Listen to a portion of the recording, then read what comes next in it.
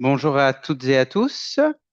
Je suis Maël Blivet, je suis comme vous interprète et aujourd'hui je vais vous parler d'un sujet qui me tient particulièrement à cœur, le sujet des associations humanitaires.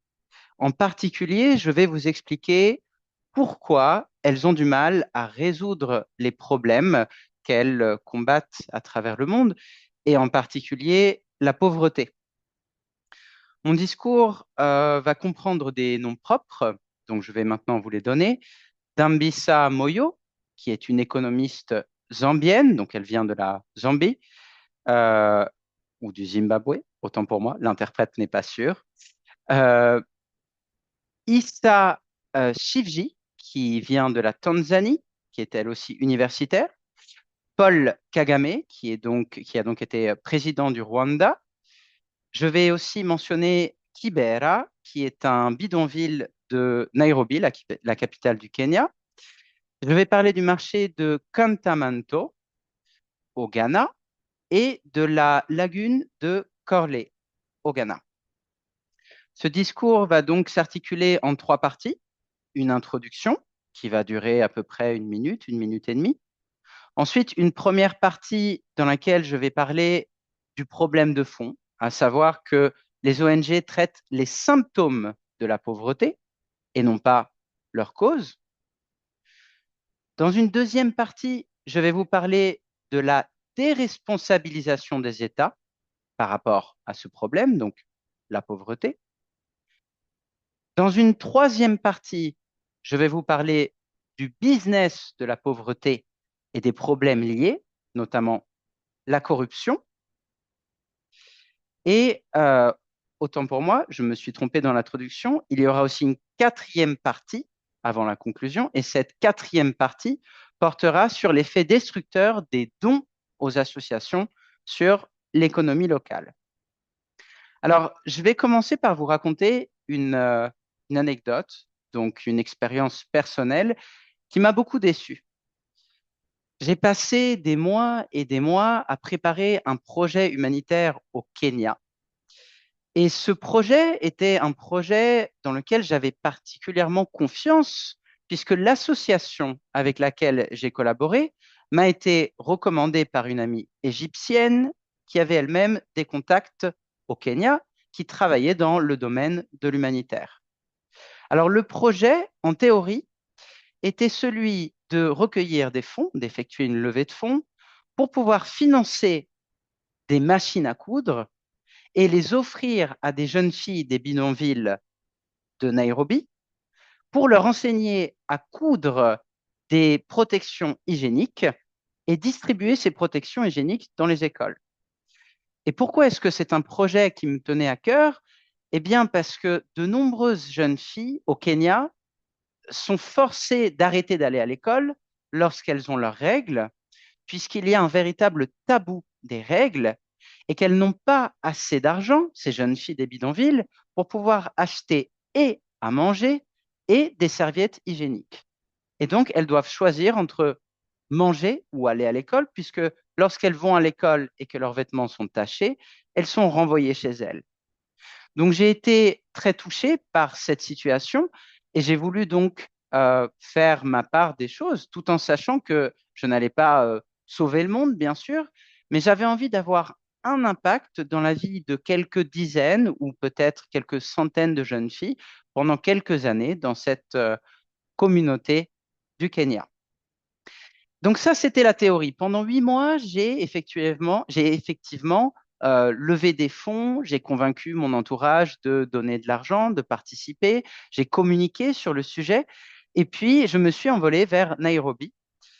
Sauf qu'une fois sur place, ça ne s'est pas du tout passé comme ça. La responsable de l'association m'a d'abord fait attendre une semaine. Donc pendant une semaine, j'étais chez elle à Nairobi, alors que j'étais censé aider ces jeunes filles des bidonvilles et alors que je n'avais que un peu plus de 3 semaines dans le pays.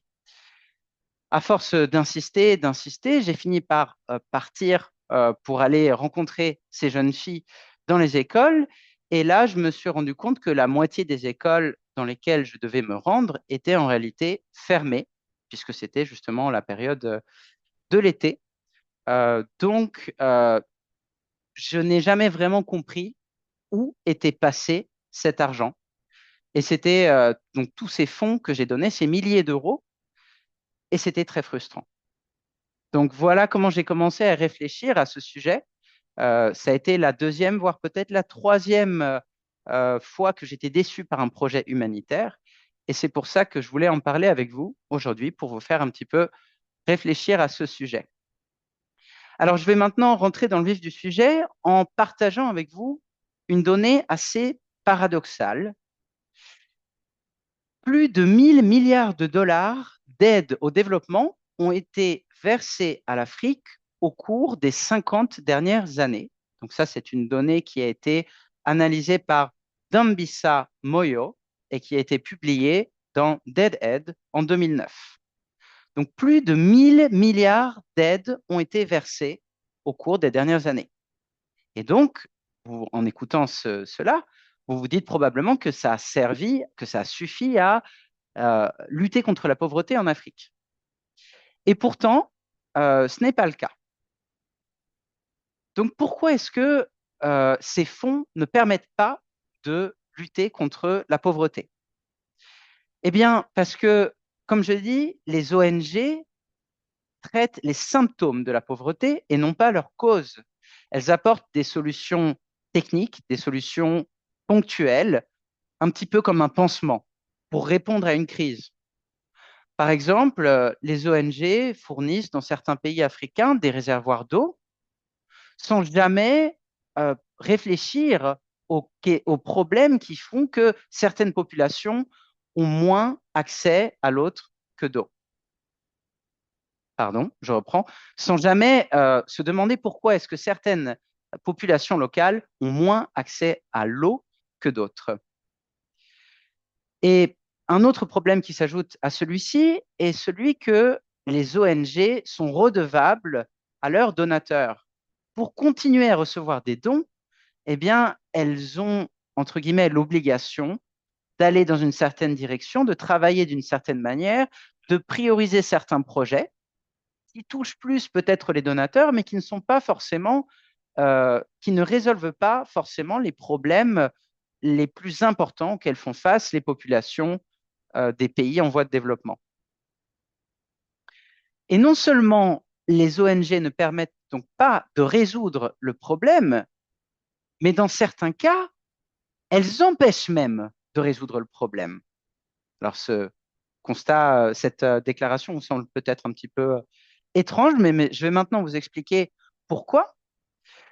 Eh bien, pour commencer, les gouvernements ont profité du fait, les gouvernements notamment africains, ont profité et continuent à profiter du fait que les ONG soient très implantées dans certains pays, aussi bien en Afrique en Amérique du Sud, pour déléguer toute la partie gestion de crise, donc pour déléguer toute la partie de toute la gestion sociale de leur pays.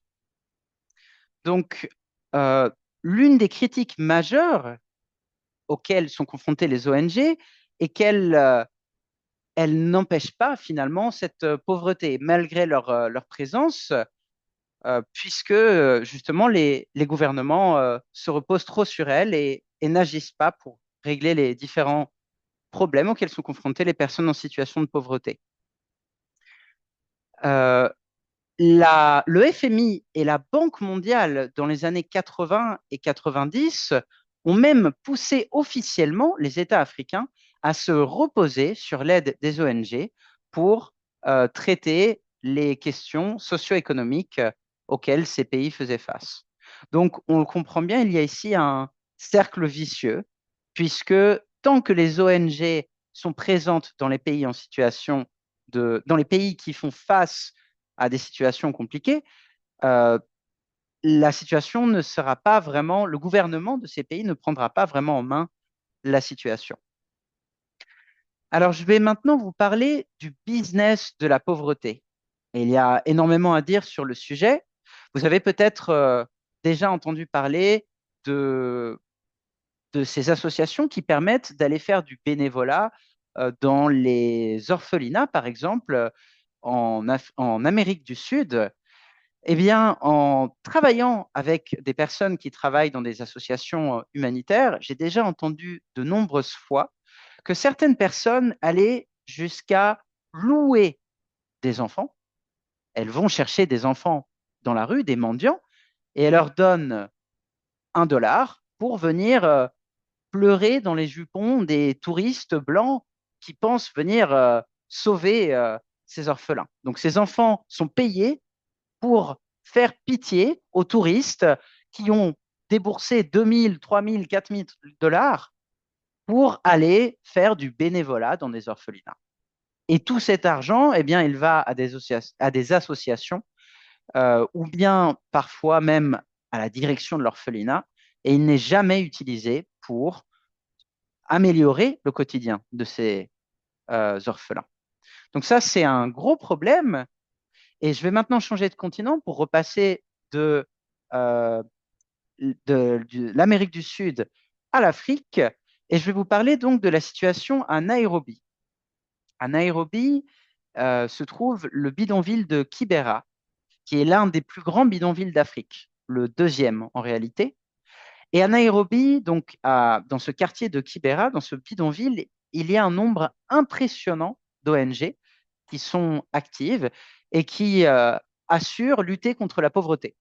Mais en réalité, si on creuse un petit peu, on se rend compte qu'elles ne sont pas là pour lutter contre la pauvreté, mais plutôt pour l'entretenir, pour maintenir cette pauvreté, puisque la pauvreté est devenue leur fonds de commerce. C'est une ressource renouvelable pour les ONG qui cherchent à exploiter la compassion de donateurs. Il y a une chercheuse qui s'appelle, un chercheur, pardon, qui s'appelle Evans Ijaka, qui a publié un article sur cette question sur la plateforme de blog Medium l'année dernière, en 2025.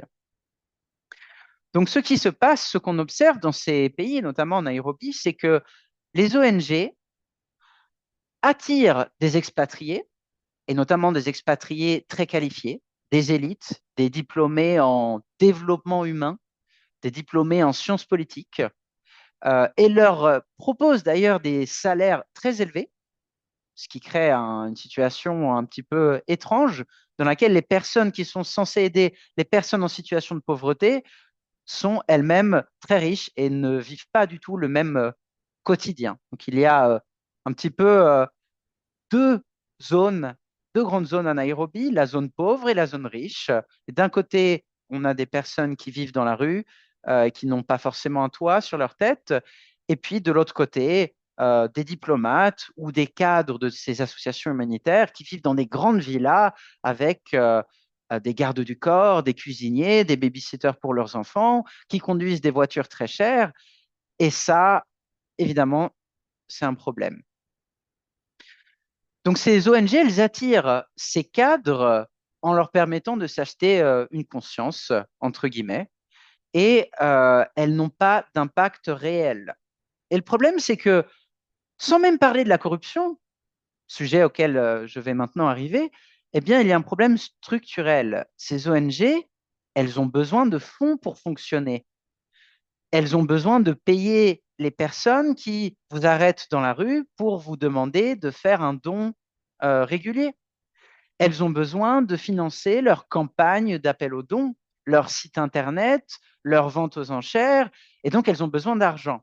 Et si on analyse vraiment où va l'argent, on se rend compte que lorsqu'on donne 10 euros ou 10 dollars, en réalité, 6 ou 7 vont à cette association et servent à payer le personnel et les opérations de communication, et 2 ou 3 tout au mieux, avant que la corruption entre en jeu, vont être reversés au projet humanitaire. Donc c'est une question très complexe lorsqu'on se demande comment est-ce que l'on peut aider à lutter contre la pauvreté. Je n'ai moi-même pas la réponse, mais ce qui est sûr, c'est qu'il ne suffit pas de donner de l'argent aux ONG. Alors l'aide étrangère, l'aide envoyée par les différents gouvernements et par les citoyens du monde entier euh, envers ces pays en difficulté, est très critiquée puisque justement, comme je vous l'ai dit, il y a de gros problèmes de corruption. Et d'ailleurs, je l'ai moi-même vu lorsque j'étais en mission humanitaire à Nairobi. On m'expliquait que les ONG devaient payer les hommes politiques et les femmes politiques avant de pouvoir agir. Donc, je vous ai dit à l'instant que lorsqu'on donne 10 euros, 6 ou 7 servent à faire fonctionner l'association. Si 2 euros de plus servent à corrompre le politicien qui autorise ce projet, eh bien, au final, c'est 1 euro sur 10 qui va vraiment arriver à cette population locale qui a besoin d'aide. Alors, je vais maintenant vous parler d'un autre impact négatif, euh, d'un autre problème lié à la présence d'ONG dans ces pays africains. C'est maintenant l'impact sur l'économie locale. Et je vais vous donner l'exemple du textile, donc des vêtements. Entre 1980 et 2000, les importations de vêtements donc de seconde main, les vêtements déjà utilisés, a provoqué la disparition de 40% de la production de textiles local dans certains pays d'Afrique et a fait disparaître 50% des emplois dans le secteur textile. Ça, c'est une donnée qui a été révélée par The Economic Journal, par un journaliste qui s'appelle Fraser en 2008. Au Kenya, l'industrie textile employait donc 500 000 personnes dans les années 1980 et aujourd'hui, elle en embauche à peine 20 000. Ça, c'est une donnée qui a été révélée par Green Choice Lifestyle. Et pourquoi? Eh bien, parce qu'un vêtement de seconde main au Kenya, donc un vêtement que vous avez peut-être vous au Canada donné à la Croix-Rouge et que la Croix-Rouge a envoyé au Kenya, eh bien, une fois qu'il arrive au Kenya, les Kenyans peuvent l'acheter à 5%, donc 5 ou 10% maximum du prix d'un vêtement neuf fabriqué localement. Et ça crée une situation compliquée puisque ça crée une concurrence déloyale. Les commerçants locaux, les producteurs locaux ne peuvent pas rivaliser avec cela, avec de tels coûts. Alors, ça crée aussi un problème, ce problème de l'envoi massif de vêtements en Afrique, ça crée un autre problème du point de vue environnemental. Je vais maintenant vous parler du marché de Kantamanto à Accra, au Ghana, où environ 40% des vêtements importés finissent en déchets. Je dis bien déchets puisqu'on ne peut pas les recycler. Dans de nombreux pays d'Afrique, il n'y a pas de véritable système de tri et de recyclage des déchets. Donc les déchets sont jetés par terre, ou pire encore, ils sont souvent abandonnés dans des décharges à ciel ouvert, ou bien brûlés. Et donc chaque semaine, ce sont près de 15 millions de vêtements qui arrivent sur ce marché au Ghana. Ça, c'est une donnée qui a été observée par l'Université d'Indiana, euh, par un chercheur qui s'appelle O'Neill. La combustion des textiles synthétiques, donc les vêtements que nous envoyons depuis le monde occidental vers l'Afrique, libère des toxines, comme notamment des dioxines et des composants chimiques que l'on appelle les furanes. Ça encore, c'est une donnée qui a été révélée par Green Choice Lifestyle. Donc en résumé, non seulement on n'aide pas les populations locales en envoyant des vêtements, on les met en difficulté, en mettant en difficulté les commerçants locaux, mais on inonde aussi leur pays, leur territoire de vêtements qui parfois, même très souvent, deviennent des déchets. Et lorsqu'ils sont brûlés, eh bien, on met indirectement en danger la population locale puisqu'elle respire des fumées toxiques. Alors à Accra, toujours au Ghana, dans la lagune de Corley, qui était autrefois un lieu de pêche et de baignade, eh bien, on constate aujourd'hui que le cours d'eau est l'un des plus pollués au monde. Ça, c'est une donnée qui a été publiée par Glimpse from the Globe. Donc voilà, c'est un petit peu j'ai essayé de vous donner un ensemble de raisons pour lesquelles donner aux associations n'est pas une solution parfaite. Alors, mon objectif, ce n'est pas de vous décourager et de vous dire, de vous demander de ne jamais donner aux associations, mais plutôt de vous faire réfléchir sur la manière dont on pourrait aider ces pays et puis aussi sur les raisons pour lesquelles ces pays sont en difficulté, puisque en réalité, ce sont les pays qui ont colonisé, pardon, l'Afrique, qui ont fait beaucoup de mal à ces différents pays aujourd'hui en difficulté. Et je pense, et ça c'est mon point de vue personnel, qu'il serait intéressant de